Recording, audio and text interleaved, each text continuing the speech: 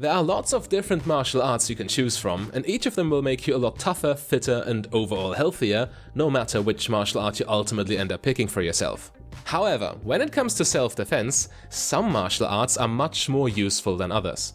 Due to their individual rule sets and the techniques that are being taught in regards to their rule sets, you will either learn behaviors that can save your life, or you could end up forming bad habits that might be very effective in the ring, but are absolutely detrimental when you have to deal with an attacker in the streets.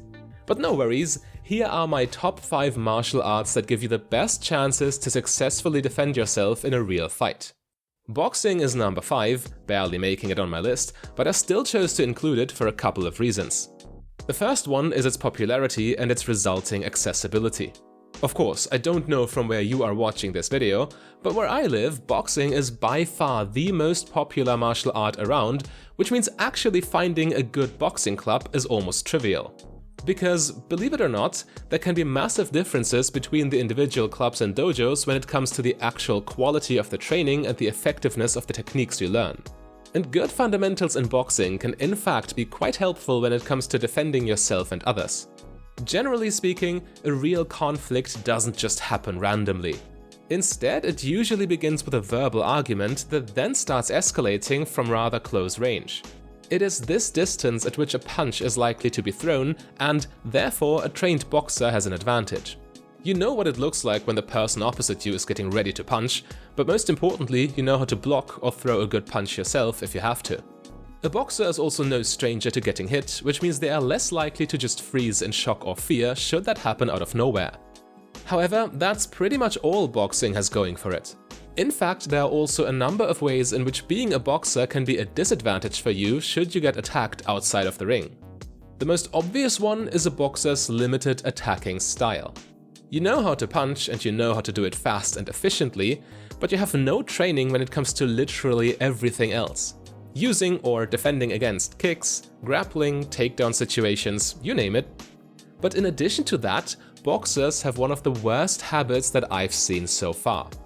Well, to be clear, it is a good habit during a boxing match, but it is really detrimental in any other fight. They hide behind their boxing gloves.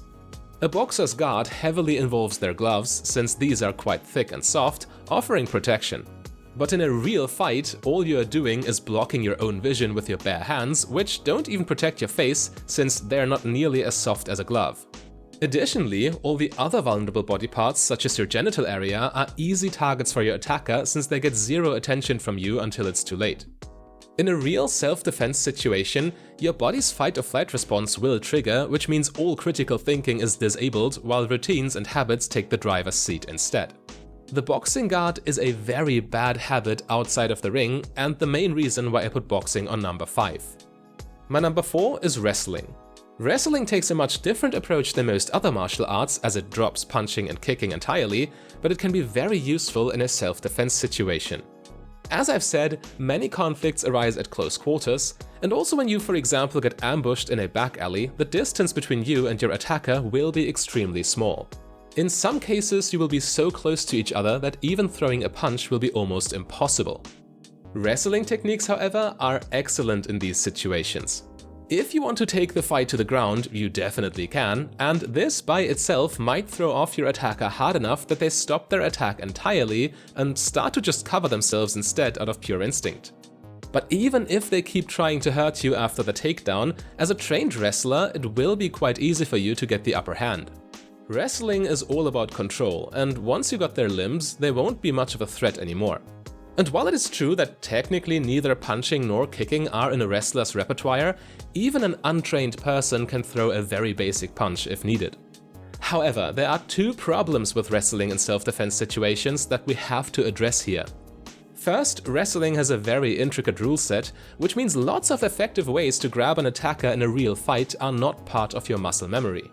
Of course, rightfully so, since grabbing someone's bare throat, for example, is both unsportsmanlike and outright dangerous, and therefore has no business in a competitive sport.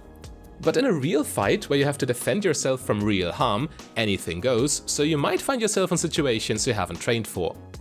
Yet the biggest downside for a wrestler is that wrestling techniques are utterly useless against multiple attackers.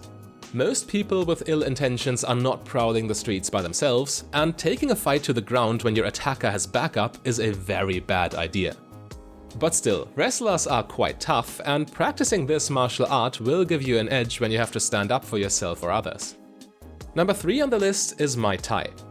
When it comes to self-defense, Muay Thai is a straight upgrade from boxing in almost every way. A Muay Thai fighter still knows how to throw or block a punch, but unlike boxers, their skill set is not limited to just punching. You are way more flexible when it comes to reacting to an immediate threat, since you can fight from all 3 combat distances.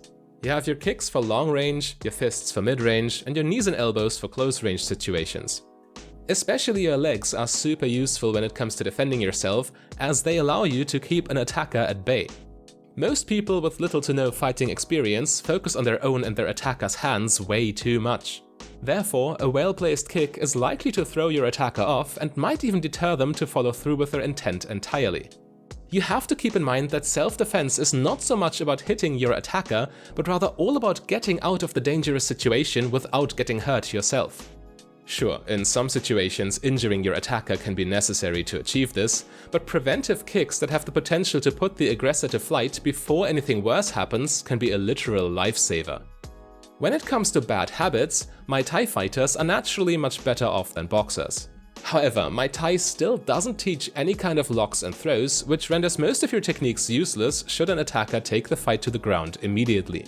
Consequentially, you have probably already guessed it, I put mixed martial arts, or MMA for short, on this list too. By the way, you should definitely click the subscribe button. It doesn't cost you anything, but it actually helps me out quite a lot.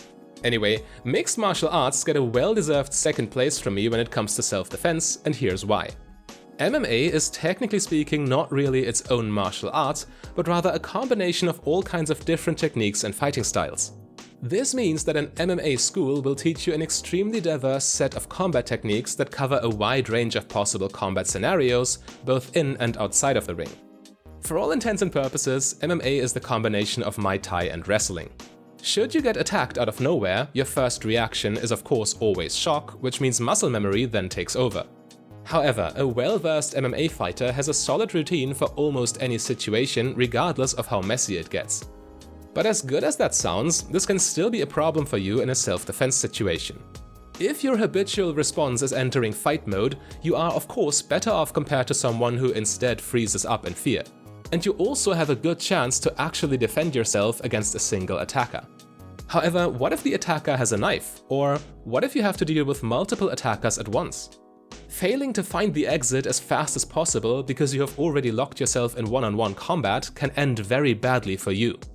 Again, your number one priority in a self-defense situation is getting yourself and innocent bystanders as far away from the potential threat as fast as possible. And this is why, unsurprisingly enough, Krav Maga is number 1 on my list. Krav Maga is actually not even a real sport. Sport always means competition, tournaments, winners and losers. However, unlike other martial arts, Krav Maga has no rule set at all. No way of determining a winner, so no way of hosting a competitive match. This might be off-putting to people who enjoy sports precisely because of their competitive nature, but for self-defense, this is of course just perfect. Because obviously, there are no rules in a self-defense situation either. If an attacker pulls out a weapon, there will be no referee who stops the fight. A good Krav Maga school will not only make you physically fit, but also teach the best practices for self-defense. What to do when you get choked on the ground? What to do when someone threatens you with a crowbar or something similar? Of course, all of these are terrible situations to be in, but they still happen every day and in every part of the world. I mean, you can probably already guess, but I actively practice Krav Maga myself. In fact, I've been at it for more than 5 years at this point, and I can tell you in good conscience that it is fun, keeps you fit, and gives you a kind of weird peace of mind. However, there is one caveat. The quality between different Krav Maga schools varies drastically. Stay away from schools that teach fancy-looking but complicated techniques just for show. Because they are exactly that, show. If all you care about is the enjoyment of physical exercise, then by any means have fun. But if you actually want to learn how to effectively defend yourself, just evaluate your trial sessions at any given school with the following rule of thumb. The more the techniques being taught can be boiled down to hit the attacker in the face and in the groin and then get away as fast as possible, the better the individual school. Also, if the school goes through 45 minutes to an hour of intense exercise before any technique is being taught at all, that is a very good sign. Using the techniques when you are already fatigued simulates the stress that comes with a real self-defense situation. In any case, the most important thing is always safety in training, so make sure you are wearing appropriate gear. If you want my recommendations for martial arts training equipment, I'll put some information about the stuff I use in the video description down below.